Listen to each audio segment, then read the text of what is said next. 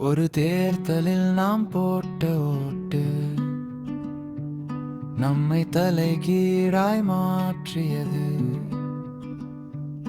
நாம் தேர்ந்தெடுத்த கட்சி நம்மை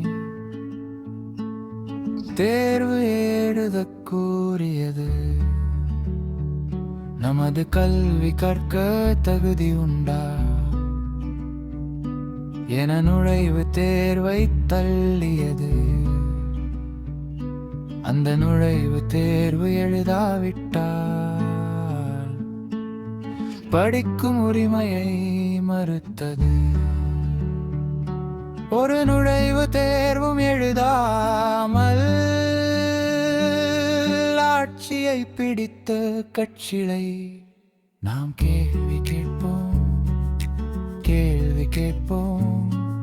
நீட்டு தேர்வு வேண்டாம் என்று நாம் கேள்வி கேட்போம். நீட்டு தேர்வு